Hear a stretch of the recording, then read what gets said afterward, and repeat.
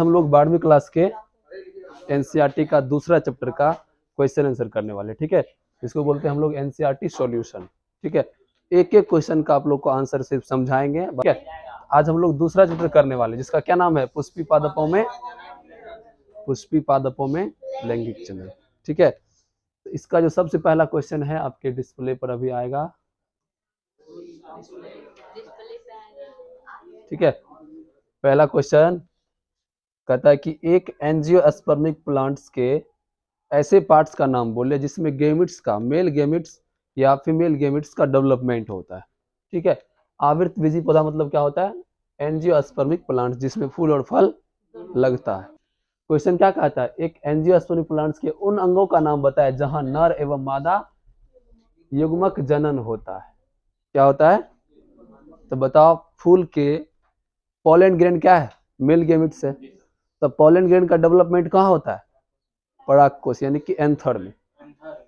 Anther में होता है ना।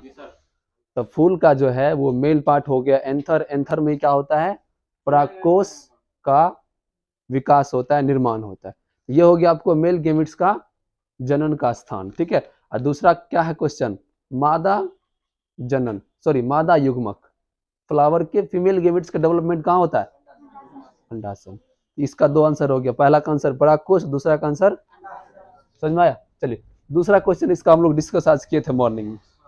लघु बीजाणु जनन और गुरु बीजाणु जनन के बीच क्या अंतर है, ठीक है।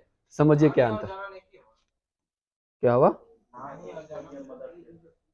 हाँ समझिए। पहला अंतर है कि लघु बीजाणु जनन किसमें होता है, फूल के नर भाग में होता है, फूल के मेल पार्ट में होता है, ठीक है।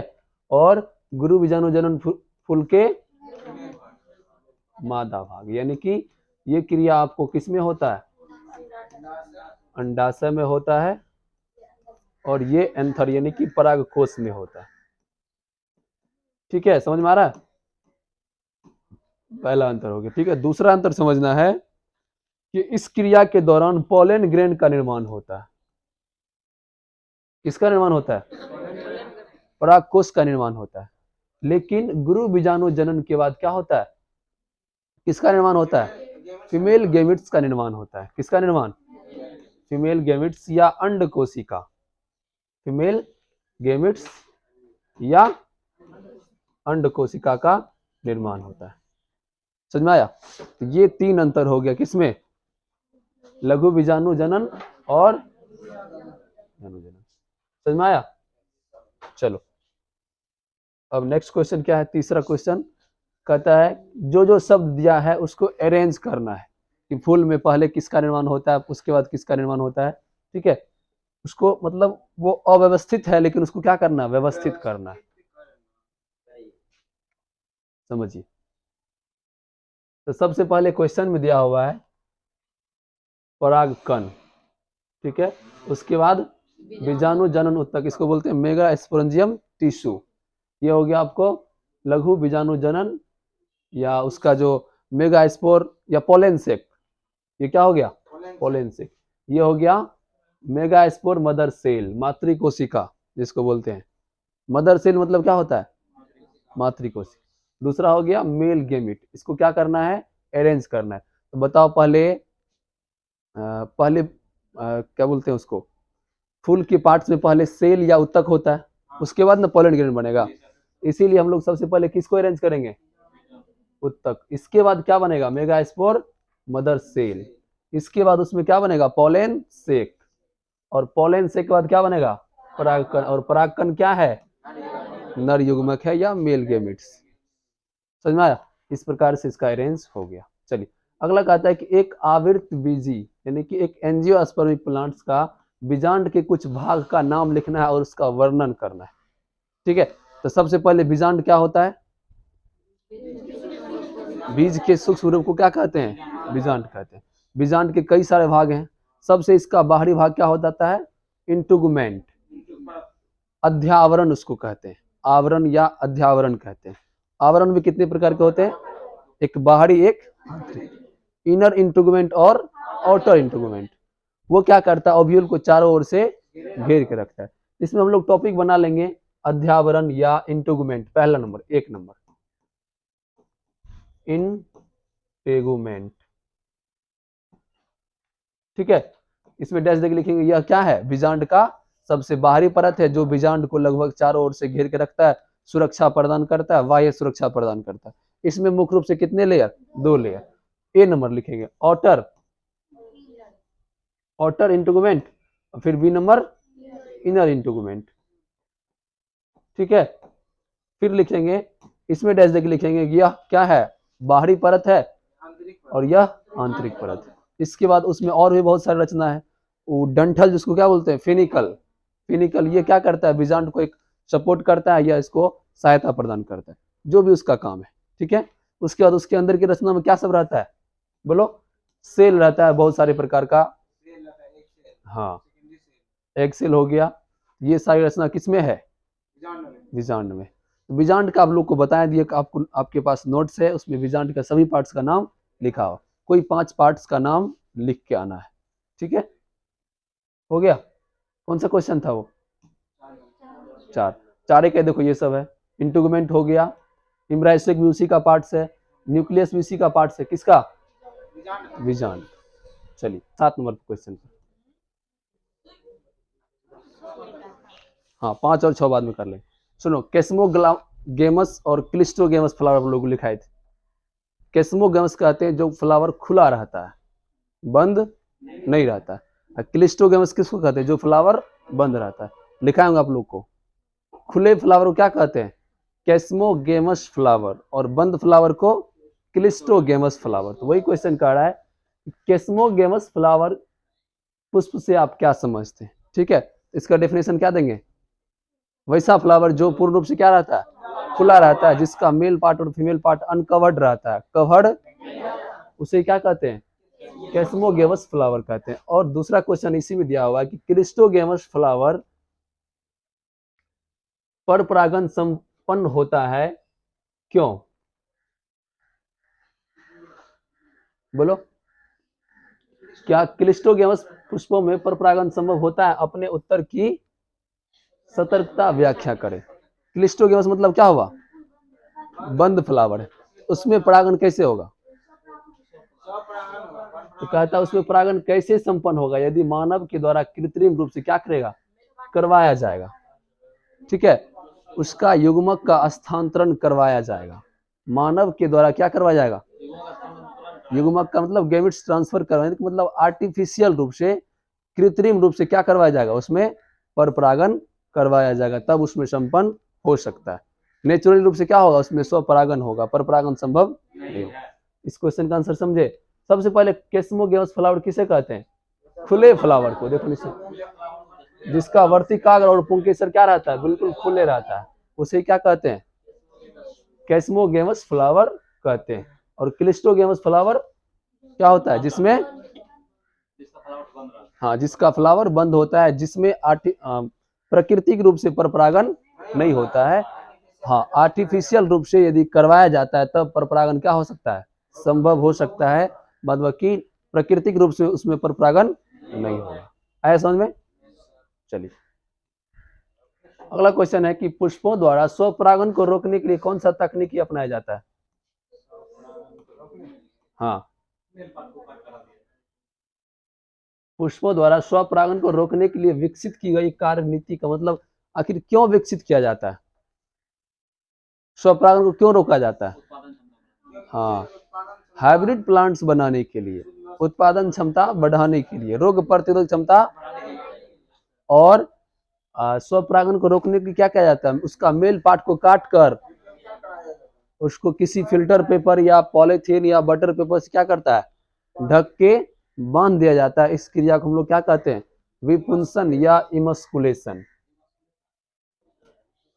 क्या लिखाए थे? इमस्कुलेशन।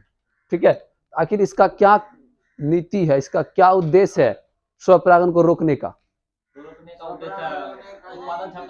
हाँ, क्या इसका कार्य नीति है बताइए? तो सबसे पहला इसका कार्य नीति है उत्पादन क्षमता बढ़ाना। दूसरा है हाइब्रिड नस्ल का निर्माण करना।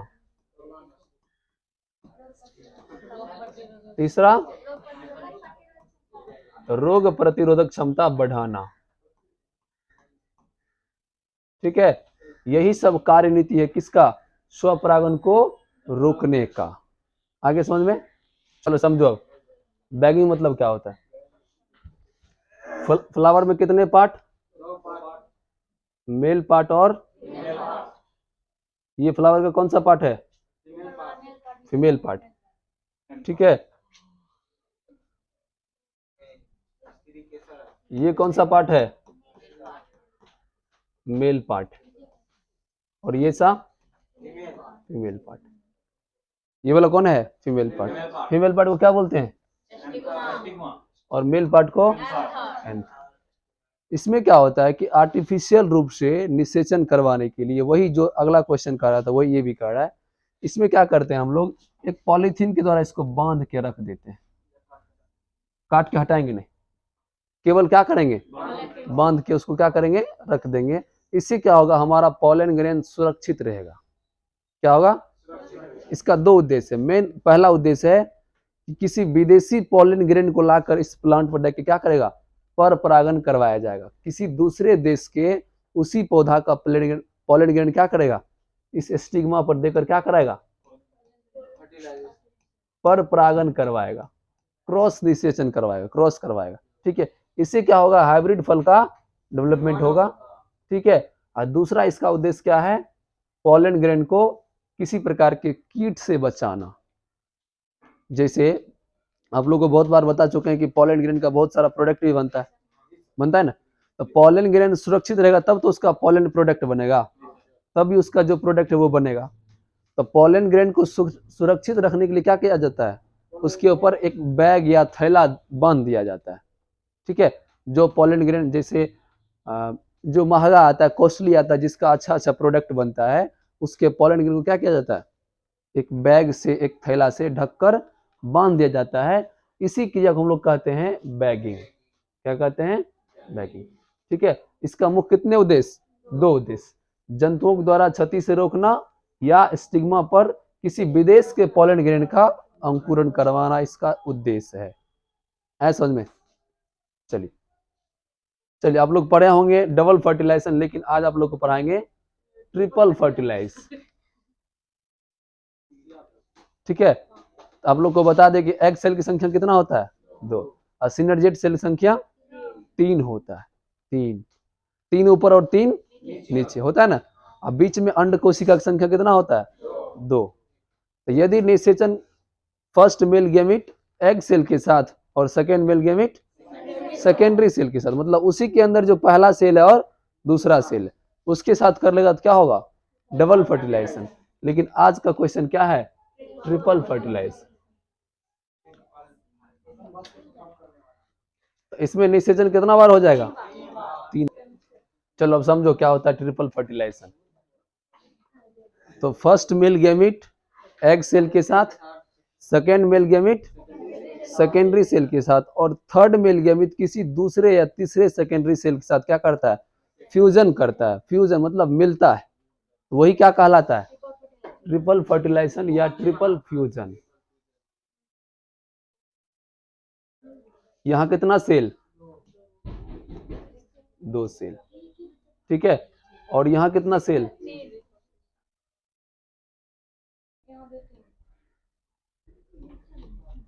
और इसके द्वारा क्या होता है? पॉलन ट्यूब के द्वारा पॉलन ग्रेन यहां पहुंचता है। निषेचन किया। ठीक है, एक बार फिर निषेचन किया। यदि तीसरा पॉलन ग्रेन क्या करता है? इसी में से किसी एक सेल के साथ क्या करता है? निषेचन कर लेता है या फ्यूजन कर लेता है। इसी को क्या कहते हैं? Triple fusion. तब देखते हैं किसी किसी प्लांट्स में क्या होता है, यहाँ कोसा बन जाता है। तो ये एरिया जो होता है इस प्रकार से यहाँ एक अलग लेयर का निर्माण कर लेता है। तो इस प्रकार फ्यूजन कितने बार? कितने बार निषेचन? इसी कारण इसको बोलते हैं त्रिसंलयन या ट्रिपल फ्यूजन। ठीक है, तो इसमें कितना केंद्रक भाग लेता है? 3। ठीक है, यदि निषेचन या संलयन या फ्यूजन कितनी बार होगा? 3 बार होगा, तो उसे क्या कहेंगे हम लोग? ट्रिपल फ्यूजन या ट्रिपल फर्टिलाइजेशन। अगला क्वेश्चन कहता है सेब को आभासी फल यानी कि आभासी मतलब होता है फॉल्स फ्रूट कहा जाता है। क्यों? ध्यान सुनो, क्योंकि सेब का जो निर्माण होता है वो ओवरी से नहीं होता है, वो इसके थैलेमस से होता है। थैलेमस क्या होता है? पुष्पासन, जिस पर फ्लावर के सभी भाग आके यहाँ मिलते हैं। यहाँ जो इस प्रकार से गोला टाइप से रहता है, इसी को क्या बोला जाता है? पुष्पासन।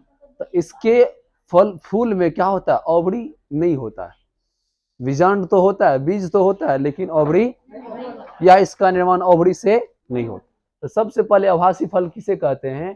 तो वैसा फल जिसका निर्माण अंडाशय से, ओवरी से, अंडाशय को छोड़कर फूल के किसी अन्य भाग से होता है, चाहे सेपल हो, पेटल हो, या उसका और भी कोई पार्ट्स। ठीक है, उसे क्या कहते हैं? आभासी फल या असत्य फल कहते हैं। क्या कहते हैं? असत्य फल। ठीक है। और दूसरा है वास्तविक फल या सत्य फल। वास्तविक फल या सत्य फल, ट्रू फ्रूट्स। तो वैसा फ्रूट्स जिसका निर्माण किससे होता है? ओवरी। ओवरी आप लोग समझते हैं, ये वाला गोलाकार क्या है? ओवरी है। तो जिसका निर्माण किससे होता है? अंडाशय से या ओवरी से होता है, उसे क्या कहते हैं? सत्य फल कहते हैं। तो सेब को आभासी फल कहा जाता है। क्यों? क्योंकि इसका निर्माण अंडाशय से नहीं होता है, इसका निर्माण थैलेमस से होता है। ये पुष्प का जो भाग देख रहे हैं, ये वाला, ये आपका क्या है? थैलेमस है, पुष्पासन है। ठीक है। इसके अलावा नाशपाती हो, और भी कोई दो चार फ्रूट्स ऐसे आप लोग एग्जाम्पल लिखा है जो क्या है? आभासी फल है। ठीक है। तो कोई भी फल दे सकता है, यहाँ सेब की जगह नाशपाती भी दे देगा और वहां स्पष्ट कर देगा ये कौन सा फल है? आभासी फल तो है, लेकिन क्यों है इसका डेफिनेशन दे देंगे। क्योंकि आभासी फल किसे कहते हैं? जिस फल का निर्माण अंडाशय को छोड़कर फ्लावर के या फूल के किसी अन्य भाग से होता है। ठीक है।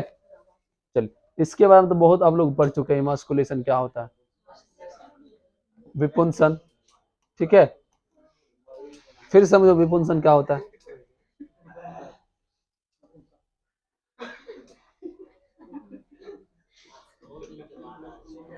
चलो सुदर्शन बताओ।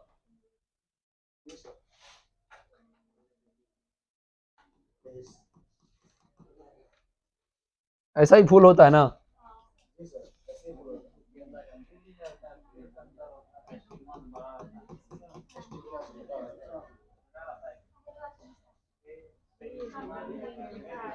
ध्यान से देखो, फूल का फिगर यदि आएगा तो सिंपल तरीका में ऐसे बना देना तुम लोग।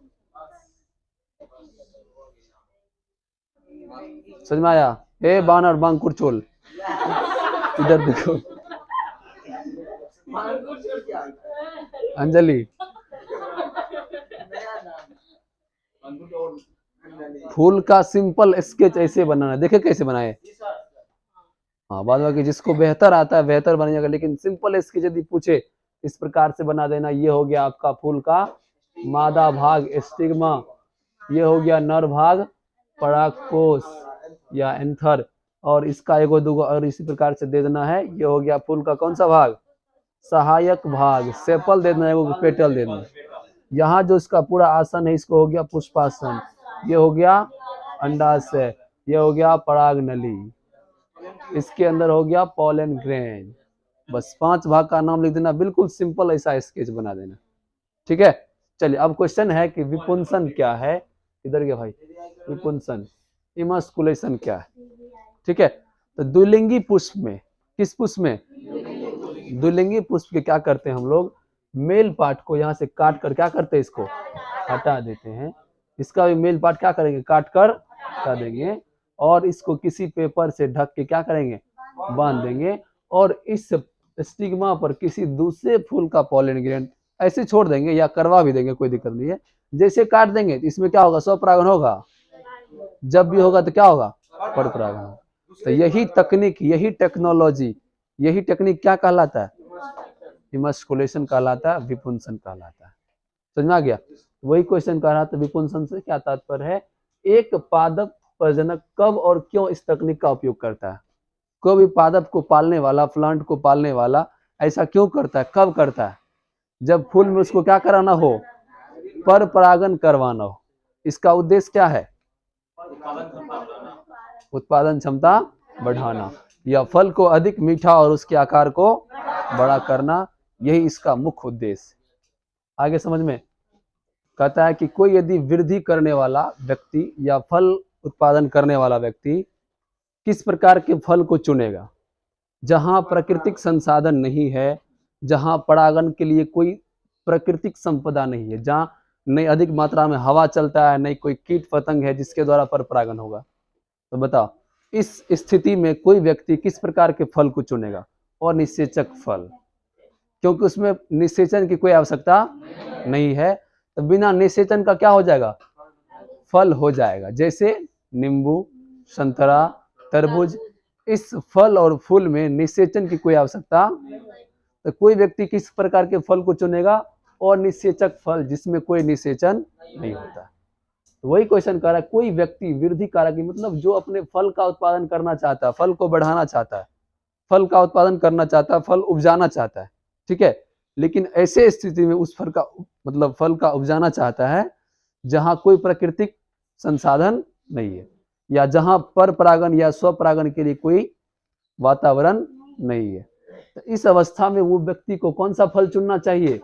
अनिषेचक फल। अनिषेचक फल किसे कहते हैं? वैसा फल जिसका निर्माण बिना निषेचन का ही हो जाता है, उसमें निषेचन की आवश्यकता नहीं होती है, उसे क्या कहते हैं? क्या कहते हैं उसे? अनिषेचक फल कहते हैं। जैसे हो गया आपका कौन सा? संतरा, तरबूज, नींबू, ये सब क्या हो गया? और निषेचक फल हो गया, इसमें निषेचन करने की कोई आवश्यकता। तो इस प्रकार के व्यक्ति को किस प्रकार का फल चुनना चाहिए? और निषेचक फल चुनना चाहिए। हो गया क्लियर?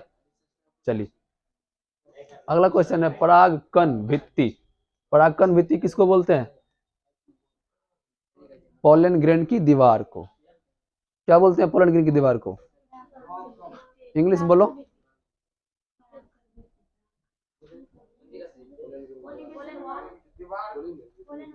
पोलन ग्रेन के वाल को पोलन वाल कहते हैं, ठीक है। उसमें कितना लेयर होते हैं पराग भित्ति में? 2 लेयर, एक्साइन और इंटाइन। इतना जल्दी तुम लोग भूलती होगी, कभी सोचे भी नहीं थे।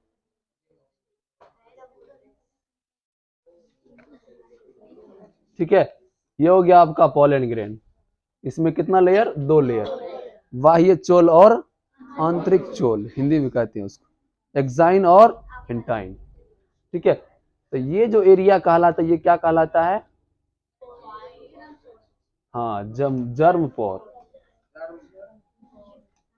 ठीक है। अब आप लोग को बताए थे कि इसका पूरा अनुप्रस्थ काट के बताए थे, तो उसमें 4 गोला गोला रचना होता है, उसको क्या बोलते हैं?